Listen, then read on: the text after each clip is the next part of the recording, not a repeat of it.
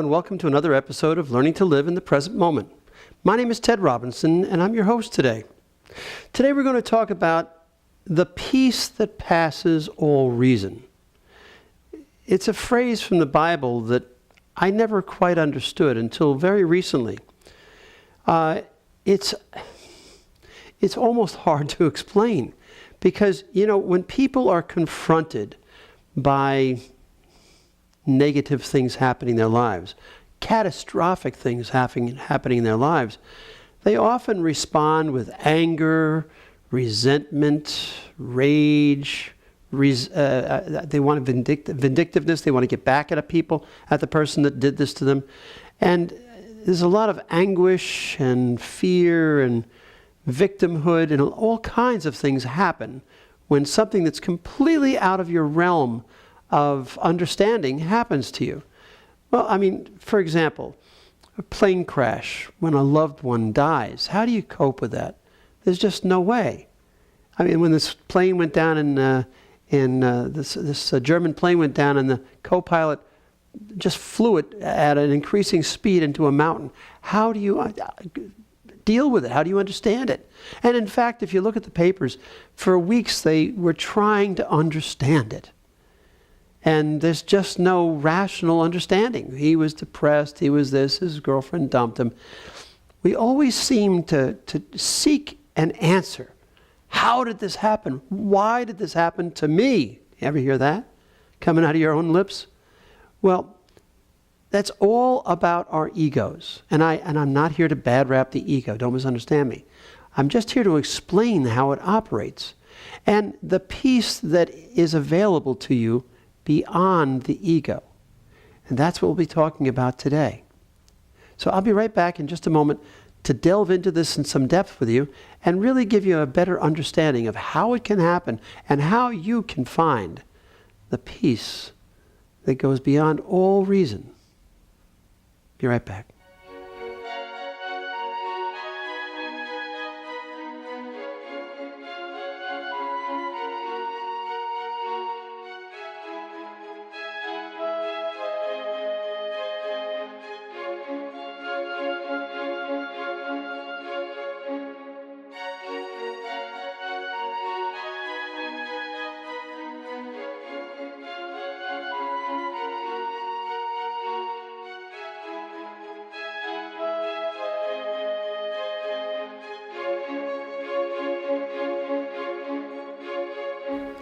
Welcome back. When I say the words, the peace that passes all reason, that's what it means. The peace that goes beyond all reason and rationality. You cannot understand certain disasters or certain things that happen in your life.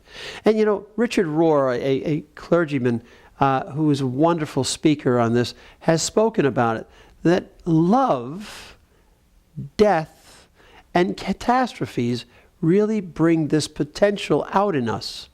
Why? Because they are things that go beyond our ego's comprehension. Now, let me explain how this works. The way we mostly operate in this world, or most people, according to my experience and my understanding, is we operate through our ego. Our ego mind is our conscious mind, and it works like this. We experience something, good, bad, or indifferent. We experience things all day long, every day, right? It's how we respond to the things that happen in our lives that determine how we're going to program ourselves to act in the future. So, for example, if you rely upon somebody in good faith and they cheat you, they rob you, they steal from you, they betray you, what's the normal, logical response? I'll never let that happen again. And so we establish a new program in our mind that says anytime somebody tells us, trust me, immediately the flags go up, the bells go off. Trust you? Why would I trust you? The last time I trusted somebody, they betrayed me. And so we actually form a program that's based upon the earlier experience. Now, that's our conscious mind, our ego mind, doing that for one very important reason: to protect us from being hurt or taken advantage of or stolen from again. And there's nothing wrong with that program. except one tiny little detail. At some point in time, some of those things don't work. Some of those programs we've established don't quite apply in certain circumstances. So if you've been hurt by a boyfriend or a girlfriend early in life, and you finally fall in love, and you want to really marry this person, and you want to trust them completely, that a little program comes up, whoa, whoa, whoa, don't trust them, they might hurt you again. And you say to yourself, yeah, but I love this person. I want to trust them. Don't do it, don't do it, don't do it. Ring, ring, ring, don't do it, don't do it. And so eventually you have to make a choice.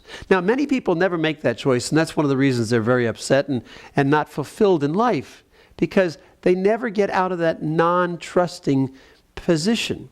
They never can eclipse that old program of don't trust, be vigilant, be vigilant. Because perhaps they've been hurt many times. Perhaps they've trusted many, many times and been betrayed many, many times. Don't trust, don't trust. Gets formed into a program. But here's what happens. At some point in time, when they actually fall deeply, deeply in love, the don't trust program has to come down, and they must surrender to the program, to their love. It's peaceful because they can finally trust somebody. You ever had that experience?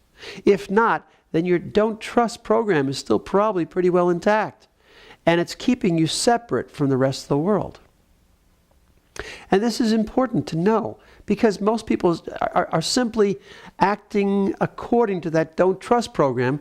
They keep themselves separate from others. And then what happens? They feel alone. They're lonely. There's nobody here that loves me. I can't find anybody that comes up to meets my standards. And so they remain lonely and alone and single and separate for their whole lives. Now, mark my words, they're going to learn something from that anyway. Their soul will learn from that experience too. It'll learn that that doesn't work. Don't trust, don't trust. That doesn't work so well all the time. It certainly has its place, and you should keep it intact for most situations. But there are times in life when you have to bring those don't trust signals down and literally open yourself up and become vulnerable and surrender to that love that eclipses all those old programs. You must go beyond the ego. And here's the benefit of that. When you go beyond the ego's old programming, you eclipse it, and you surrender to true love, the other party can feel that too, and they surrender their don't trust programming. And now all of a sudden you can love and be one with each other. As a result, the amount of peace that grows out of that type of relationship is absolutely amazing. And those are the relationships where people actually remain with each other for quite some time, until perhaps it changes, or perhaps somebody betrays them again, or what they thought was a betrayal, and they then go back to their don't trust process. And many people try to trust many times, but that's always in the back of their mind. Don't trust, don't trust. And so they never get there. As a result, it's a constant battle between this don't trust and many other judgments of the mind, the ego mind, that stop us from really living in the present moment in peace and harmony and, most of all, love. I'll be back in just a moment to go into this in even more detail for you and show you even more extreme cases of how this works beneficially to surrender. Don't go away.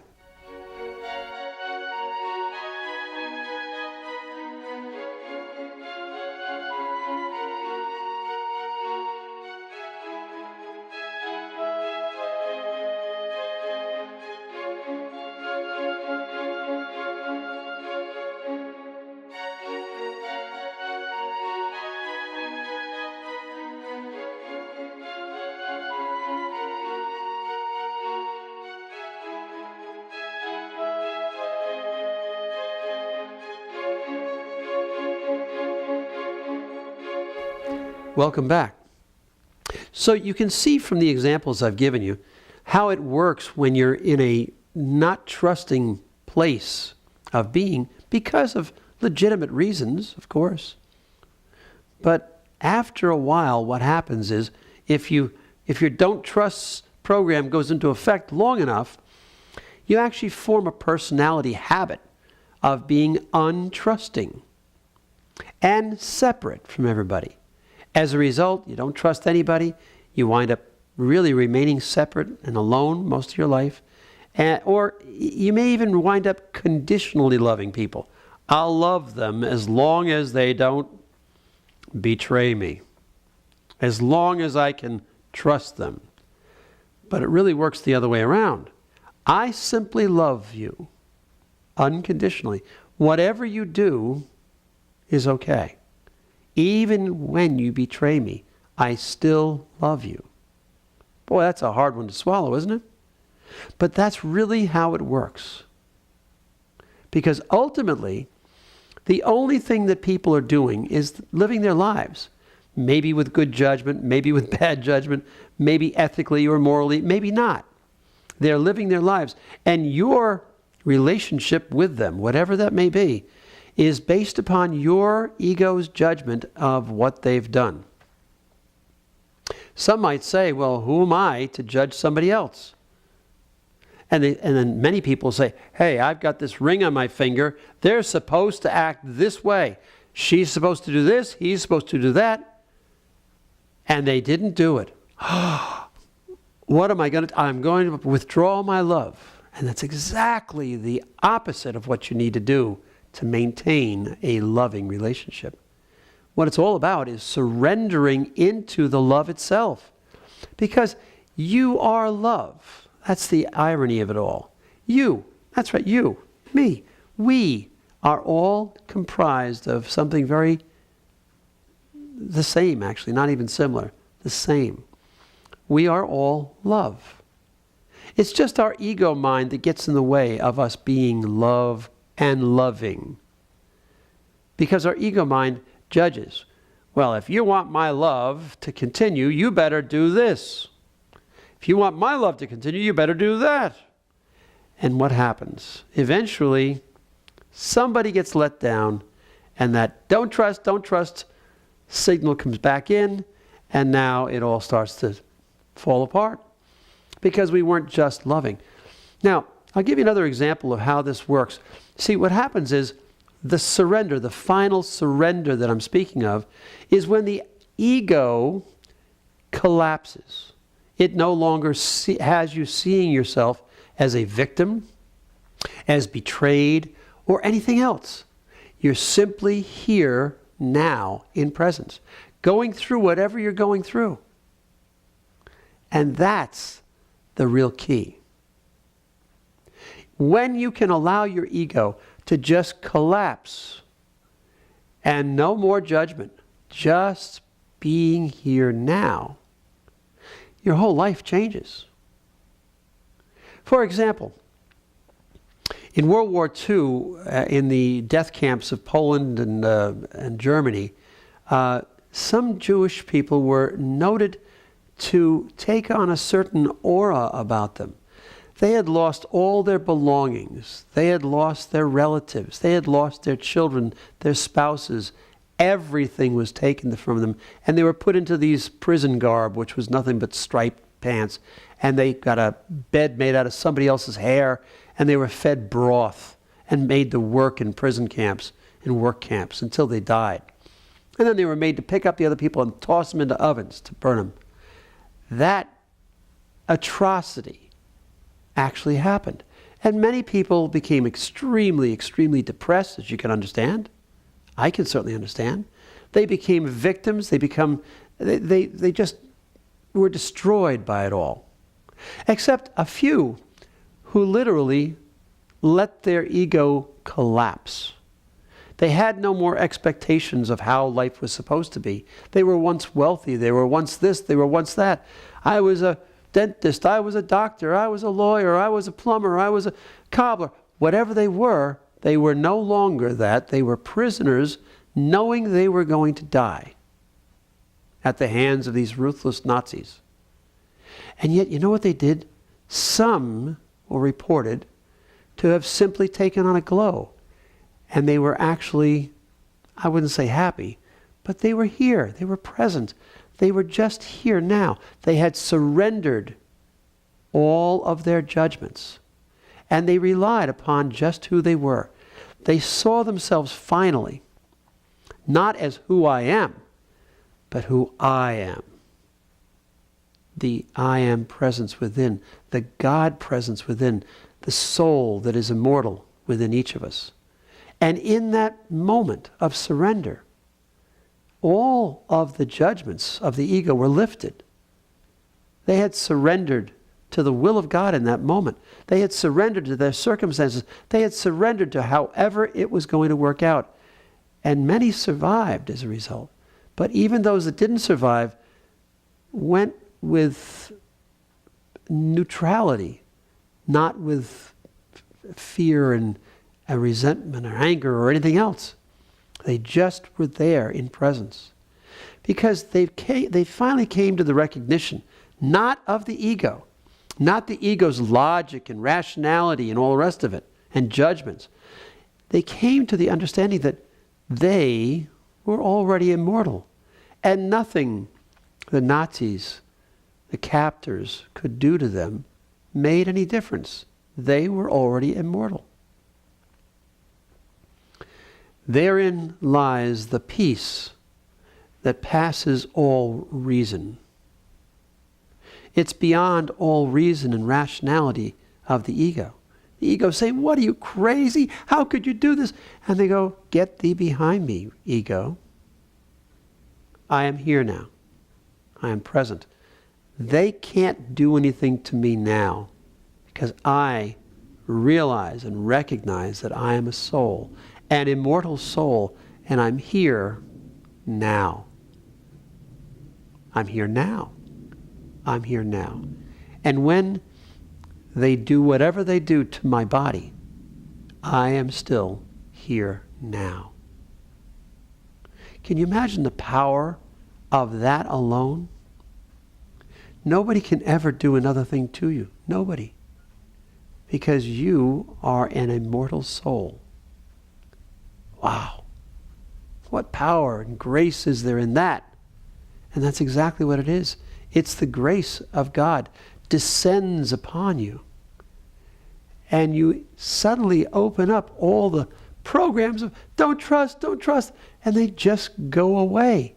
They no longer are there because you've let them go and surrendered to the will of God. In that moment, peace descends with grace of God. Peace of knowing I am immortal. It's almost impossible to imagine that because we'd be using our ego mind. It's almost impossible to explain it because my rational mind doesn't understand even what I'm saying right now. This just says no, escape, resist, attack somebody, take one of them with you, something. And the soul says, I am love. I am immortal. I am here now. I am peace itself. There is nothing more. This is it. And the ego mind just surrenders. Now, whenever you hear yourself being attached to the outcome of things, whenever I hear somebody saying, if one of my children died, it would be the end of my life. I said, no. You are immortal. They are too. This life is transitory. Never lose touch with the fact that you are an immortal soul. Never lose touch that all you have to do is let go of all of your preconceived notions of how the world is supposed to be, how it should be, what should happen next, and just be here now And everything changes, dramatically changes.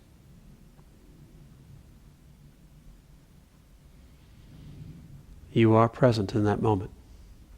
You are finally aware of your immortal nature. And you're here. And nothing can touch you in that moment. If somebody's ill, deathly ill, remember, it's just their body. It's just their mind. They are an immortal soul. You know, in many funerals today, say, grieve not for them, for they are in a better place. And it's true. The better place is they are in a place without their ego saying, this is terrible, how could this happen? They are in a better place because the ego is now finally silent. But you have the opportunity to do that now, right now, in any situation.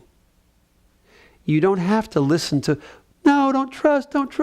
You don't have to listen to all the other programs ringing in the back of your head based on prior experiences. If you surrender fully to the moment, to the will of God, you realize nothing can truly harm me. I am an immortal soul. I'm here forever. I came from forever. I will go back to forever. I'm here for now, in this moment. Whew. That's pretty powerful.